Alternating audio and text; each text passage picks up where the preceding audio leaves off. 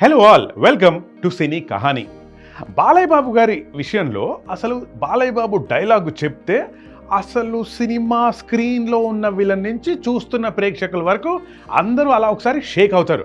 ఏ లెవెల్లో అంటే జనరల్గా మాట్లాడుకుంటున్నప్పుడు ఇద్దరు ఫ్రెండ్స్ కూడా సరదాగా వార్నింగ్ ఇవ్వాలంటే మాత్రం బాలయ్య బాబు గారు డైలాగ్ చెప్తుంటారు కదా, దబ్బిడి దిబ్బిడే, నెక్స్ట్ బర్త్డే ఉండదు, ఎక్సెట్రా ఎక్సెట్రా. మరి అలాంటిది నరసింహనాయుడు సినిమాలో కత్తులతో కాదురా కంటి చూపుతో చంపేస్తా అని ఒక డైలాగ్ గుర్తుంది కదా, మనందరికీ గుర్తుంది కదా. ఈ డైలాగ్ వెనకాల ఉన్న కథ ఒకసారి ఒక ఇంటర్వ్యూలో పర్చూరి గోపాలకృష్ణ గారు చెప్పారు. విషయం ఏంటంటే బ్యాక్ ఇన్ ద డే ఒకసారి కార్లో, అంటే ఒక షూట్ నుంచి ఇంకో షూట్కి వెళ్తున్న టైంలో కార్లో ఆయన ట్రావెల్ చేస్తూ ఆయన నెక్స్ట్ సినిమా కథ వినేవారట అన్నగారు ఎన్టీఆర్ గారు.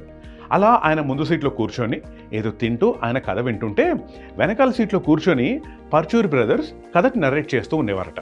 ఈ కథ చెప్తున్న టైంలో ఏదో విలన్ టాపిక్ వచ్చినప్పుడు విలన్ ఎవరిని పెడుతున్నారు అంటే పలానా యాక్టర్ అని చెప్పారట. అరే, ఆ పలానా యాక్టరు మన ముందు ఏం సరిపోతారు బ్రదర్, మనం కన్ను సైగ చేస్తే ఆయన టాప్ మని పెళ్ళిపోతాడు. సత్యనారాయణ గారు పెట్టండి, ఆయన మనకి ఈక్వల్గా ఉంటారు. ఆయన ప్రతి నాయకుడు నేను నాయకుడు అంటే చూడ్డానికి ప్రజలు కూడా చాలా ఎంజాయ్ చేస్తారు, అది బాగుంటుంది అన్నారంట.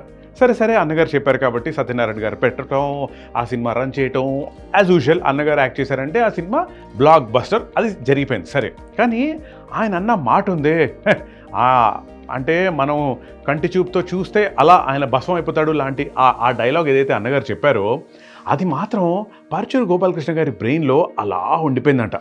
ఎంతలా ఉండిపోయిందంటే కొన్ని సంవత్సరాల తర్వాత సమరసింహారెడ్డి లాంటి ఒక బ్లాక్ బస్టర్ ఫిలిం తీసిన తర్వాత నెక్స్ట్ ఫిలిం బి గోపాల్ గారు బాలయ్య గారి కాంబినేషన్లో వస్తుంది, దాని పేరు నరసింహనాయుడు అని చెప్పినప్పుడు ఏ లెవెల్లో ఉండాలి, ఏది కథనంతో పాటు మాటలు ఏ లెవెల్లో ఉండాలి, అలాంటి ఒక పదునైన డైలాగులు రాయాలి అంటూ పర్చూరి గోపాలకృష్ణ గారు కూర్చున్నప్పుడు హీరో విలన్కి వార్నింగ్ ఇవ్వాల్సినప్పుడు ఇక ఎలాంటి మాట చెప్తే అసలు ఇంకా no arguments, that's a deals done అన్న లెవెల్లో ఏది ఉండాలి అని ఆలోచించినప్పుడు ఆయనకి ఆటోమేటిక్గా ఆయన పెన్ నుంచి వచ్చిన లైన్ కత్తులతో కాదురా కంటి చూపుతో చంపేస్తా అని. అండ్ ఈ లైన్ ఎందుకు వచ్చింది అంటే ఓవర్ ద ఇయర్స్ అప్పుడెప్పుడో అన్నగారు ఆయనతో అన్న మాట ఆయన బ్రెయిన్లో అలా నాటుకుపోయి ఇప్పుడు ఈ డైలాగ్గా బయటికి వచ్చిందట. ఎంత అద్భుతం చూడండి.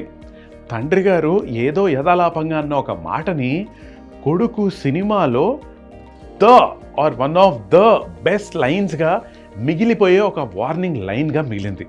అదే నరసింహనాయుడులో సినిమాలో ఉన్న ఆ కత్తులతో కాదురా కంటి చూపుతో చంపేస్తా డైలాగ్ వెనకాలన్న యాక్చువల్ రీజన్. చూస్తుండండి సినీ కహానీ.